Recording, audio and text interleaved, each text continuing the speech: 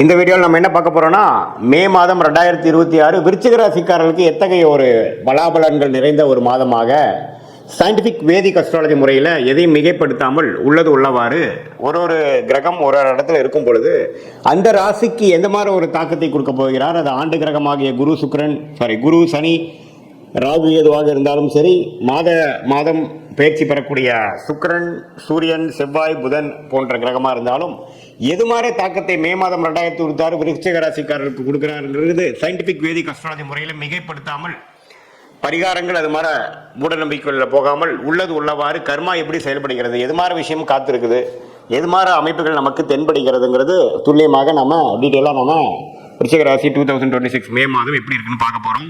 இப்போ பாருங்க, விருச்சிக ராசியோட அதிபதியாகிய செவ்வாயை 5ஆம் இடத்துல சனியோட இருந்து ஏப்ரல் மாதம் முழுக்க பிரச்சனைகளும் சில மன சஞ்சலத்தையும் கொடுத்துட்டு இருந்தார். எப்போ ஏன்னா ராசி அதிபதி எப்பவுமே பார்த்தீங்கன்னா சனியோட சேரக்கூடாது.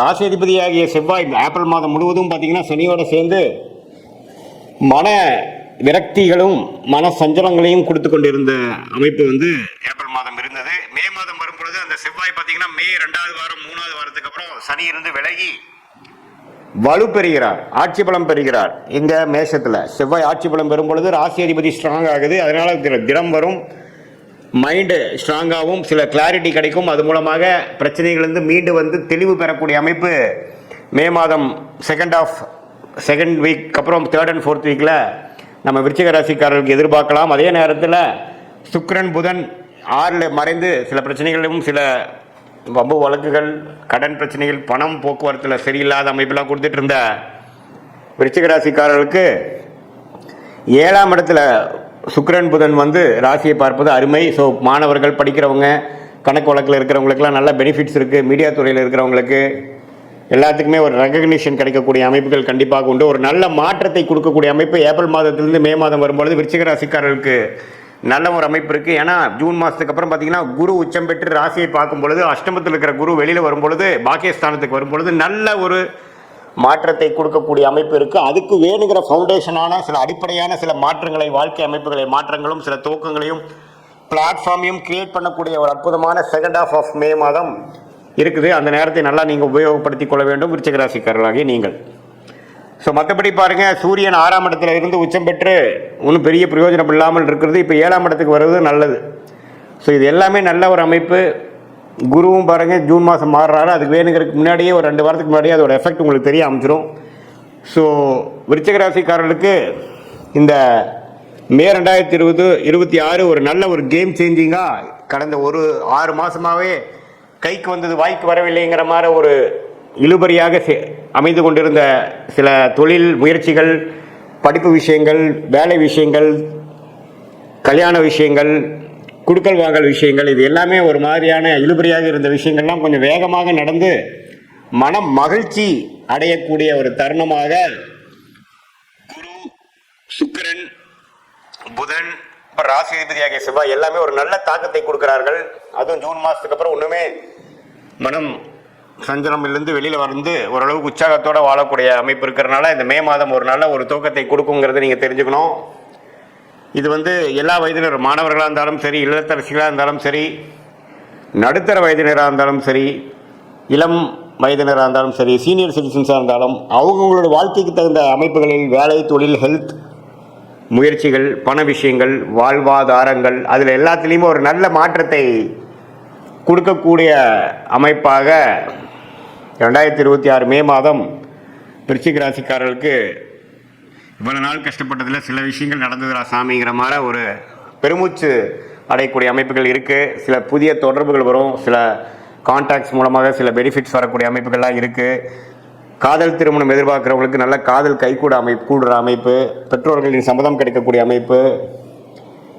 அதே சமயத்தில் பங்குதாரர்கள் தொழிலில் கொஞ்சம் டெவலப்மெண்ட்டு, அதே சமயத்தில் திருமணத்தை எதிர்பார்க்குறவங்களுக்கு திருமணம் எல்லாமே நல்லபடியாக அமையக்கூடிய அமைப்புகள் கண்டிப்பாக விருச்சிக ராசிக்காரர்களுக்கு இருக்குது. இது ஒரு பொதுவான பலனை தவிர உங்களுடைய ஜென்ம ஜாதகத்தை பிறந்த தேதி, பிறந்த நேரம், பிறந்த ஊரை வைத்து திருக்கணித பஞ்சாங்கத்தில் போட்டு அதில் மூலமாக நீங்கள் என்ன லக்னத்தில் பிறந்தீங்க, லக்னாதிபதி எப்படி இருக்குது, நீங்கள் எந்த நட்சத்திரத்தில் பிறந்தீங்க, கேட்ட நட்சத்திரமா, அனுஷமா, விசாகமா, இப்போ உங்களுடைய தசாபுக்திகள் என்ன போயிட்டுருக்கு, அந்த தசையெல்லாம் இந்த லக்னத்துக்கு யோகமாக இருக்கா, தசநாதன் புக்திநாதன் வந்து இப்போது ஸ்தானபலமோடு இருக்கா, அவங்க ஜாதத்தில் திக்பலமோடு இருக்கா, எந்த அமைப்பில் இருக்கார், கோச்சாரத்தில் அவர்லாம் எப்படி இருக்கார், அதெல்லாம் சேர்த்து வைத்து இப்போ நம்ம பேசின பொது பலனையும் துல்லியமான பலனையும் சேர்த்து வைக்கும் பொழுது அருமையான கர்க்யூரேட்டான ப்ரொடிக்ஷன், நமக்கு வேணுங்கிற லைஃப் கிளாரிட்டி, அடுத்து வரக்கூடிய ஷார்ட் டேர்ம் 3 months 6 months எப்படி இருக்குது, அடுத்து வரக்கூடிய 1 year எப்படி இருக்குது, எது மாதிரி லைஃப் கோல்ஸ் நமக்கு அச்சீவ் ஆகிற மாதிரி இருக்குது, டைம்லைன்ஸ் என்ன,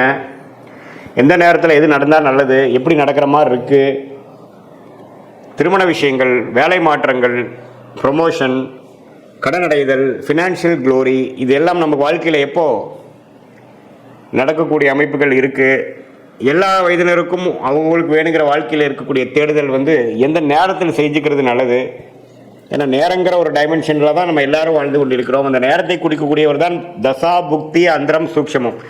தசைகளுங்கிறது பார்த்தீங்கன்னா வருட கணக்கில் போகிறது, புக்திங்கிறது பார்த்தீங்கன்னா 8 மாதம் 9 மாதம் 10 மாதம் 1 வருஷம் 1.25 வருஷம் 2 வருஷம், அந்தரம் பார்த்தீங்கன்னா 4 மாதம் 3 மாதம் 2 மாதம், சூக்ஷமங்கிறது வாரக்கணக்கில். இது எல்லாம் எப்படி உங்களோட ஜாதகத்தில் இருக்கிறத வைத்து அவ்வளோ டீட்டெயிலாக நம்ம பார்த்து அதுக்கு தகுந்த மாதிரி முடிவுகளை எடுத்து தேவையற்ற முடிவுகளை நாம் அவாய்ட் பண்ணி தவிர்த்து, தேவையற்ற பண விரயங்கள், தேவையற்ற பொருள் விரயங்களை தவிர்த்து, ஏன்னா நம்ம ஒரு 1000 வருஷம் வாழ போகிறது இல்லை, நாம் வாழ்கிறது நம்ம 70-80 வருஷம் தீர்க்காயுசு இருக்கும் பட்சத்தில். அதுலேயுமே பார்த்திங்கன்னா வேலை தொழிலுங்கிறப்போ ஒரு 30-40 வருஷம் தான் நம்ம வந்து கரெக்டாக பண்ண போகிறோம். அதில் தேவையற்ற தவறுகள், தவறான திசையில் போகக்கூடிய முயற்சிகள், இதெல்லாம் நம்ம தவிர்க்கும் பொழுது நம்மளுடைய பிராப்தம் என்ன,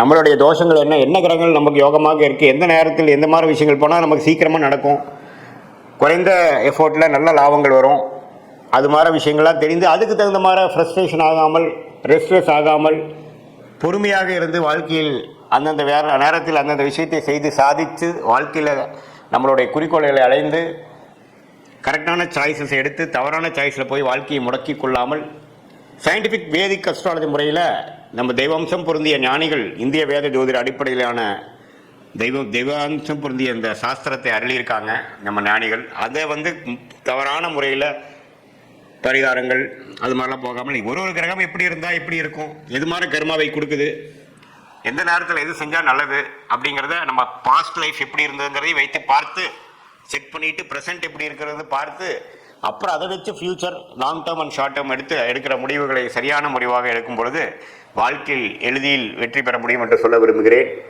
மீண்டும் மற்றொரு காணொளியில் சந்திப்போம். நன்றி, வணக்கம்.